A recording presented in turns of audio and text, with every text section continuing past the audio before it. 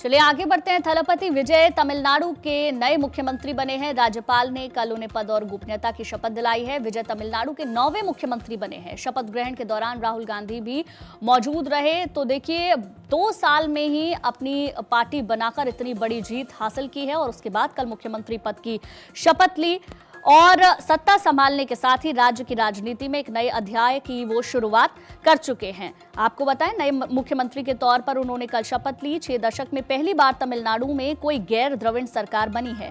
प्रधानमंत्री नरेंद्र मोदी ने विजय को तमिलनाडु के मुख्यमंत्री का शपथ ग्रहण करने पर शुभकामनाएं दी। खास बात यह थी कि पहली बार किसी मुख्यमंत्री के शपथ ग्रहण समारोह में वंदे मातरम के सभी 6 छंद गाए भी गए।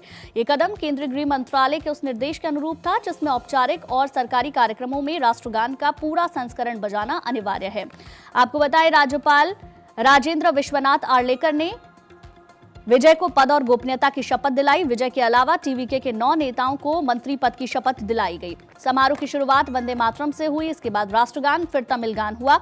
आमतौर पर तमिलनाडु में सरकारी समारोह की शुरुआत राज्य के आधिकारिक गीत तमिल थाई वाजथू से होती है। विजय ने शपथ लेते समय भाषण देने का प्रयास किया, लेकिन राज्यपाल आर्लेकर ने हस्तक्षेप किया।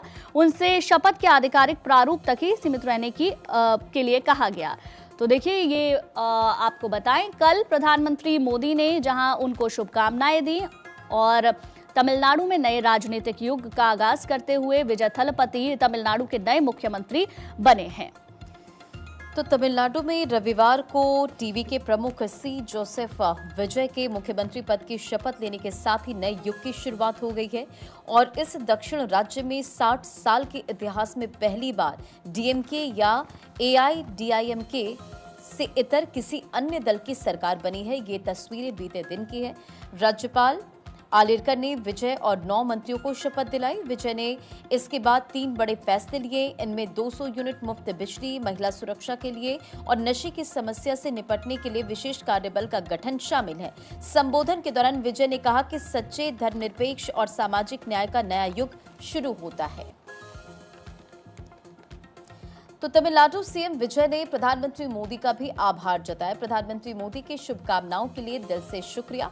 हमारा एकमात्र उद्देश्य जनता का कल्याण और प्रगति है। सीएम विजय ने इन तमाम बातों का जिक्र किया है। निरंतर विकास के लिए केंद्र सरकार के सक्रिय सहयोग की आशा है। तो देखिए, दरअसल जब उन्होंने पद और गोपनीयता की शपथ ली, तमिलनाडु के मुख्यमंत्री बने, तो प्रधानमंत्री मोदी ने उन्हें शुभकामनाएं दी और इसी का जिक्र विजय भी पोस्ट में करते नजर आए। प्रधानमंत्री मोदी की शुभकामनाओं के लिए दिल से शुक्रिया। हमारा एकमात्र उद्देश्य जनता का कल्याण और प्रगति है। निरंतर विकास के लिए केंद्र सरकार के सक्रिय सहयोग की आशा। तो इन तमाम बातों का जिक्र सीएम विजय ने किया है और इसी के साथ साथ आपको ये भी बताएं कि तमाम जो बीते दिन की तस्वीरें आप देख पा रहे, तमाम अखबारों के फ्रंट पेज पर इस खबर का जिक्र भी है। तो देखिए, जैसे ही मुख्यमंत्री बने विजय, उसके बाद उन्होंने तुरंत 3 बड़े फैसले लिए। यहाँ पर लोगों के लिए 200 यूनिट फ्री बिजली का ऐलान किया, महिला सुरक्षा के लिए स्पेशल टास्क फोर्स का गठन किया, नशीले पदार्थ से निपटने के लिए स्पेशल फोर्स का गठन उनकी तरफ से यहाँ पर किया गया। तो कुल मिलाकर ये 3 बड़े फैसले हाल ही में उनकी तरफ से लिए गए हैं। जैसे ही उन्हें जिम्मेदारी सौंपी गई, उसके बाद उन्होंने ये बड़े फैसले लिए हैं और यहाँ एक अलग ही अंदाज में कल वो नजर आए। जबरदस्त भाषण शपथ के बाद उनका यहाँ पर देखने के लिए मिला। राहुल गांधी यहाँ पर साथ में नजर आया और साथ ही उन्होंने यहाँ पर 3 बड़े फैसलों का ऐलान किया, जिसके बाद राज्य में कानून व्यवस्था की स्थिति का जायजा लेने के लिए शीर्ष अधिकारियों के साथ एक समीक्षा बैठक की अध्यक्षता भी की। जो पहला फैसला है महिला सुरक्षा को लेकर, उन्होंने अपने आधिकारिक फैसले के तहत महिलाओं की सुरक्षा के लिए यहाँ पर देखिए एक विशेष सुरक्षा बल बनाने की घोषणा उनकी तरफ से की गई है, जिसका नाम है सिंह पेप आथिराडी पड़ई। ये इस नाम से उन्होंने एक विशेष सुरक्षा बल बनाने की घोषणा की है। हालांकि हिंदी में इसे शेनी स्पेशल फोर्स कहा जाता है। ये विशेष विंग तमिलनाडु के सभी क्षेत्र में महिलाओं की सुरक्षा मजबूत करने के लिए काम करेगी। फ्री बिजली यहाँ पर 100 से बढ़कर 200 यूनिट कर दी गई है। विजय सरकार ने घरेलू उपभोक्ताओं के लिए हर 2 महीने में 200 यूनिट तक मुफ्त बिजली देने की योजना को मंजूरी दी है। अभी तक राज्य में 100 यूनिट मुफ्त बिजली की सुविधा मिलती थी। इस नई घोषणा के बाद आम उपभोक्ताओं को बड़ी राहत मिलने की उम्मीद जरूर है। साथ ही यहाँ पर राज्य को ड्रग फ्री स्टेट बनाने के लिए हर जिले में विशेष एंटी ड्रग प्रिवेंशन यूनिट बनाने का फैसला उन्होंने लिया है। इन यूनिट्स का काम युवाओं को नशे से बचाना, ड्रग तस्करी के नेटवर्क पर कार्रवाई करना होगा। विजय ने कहा है कि जनता से किए वादों को हम तेजी से लागू करेंगे।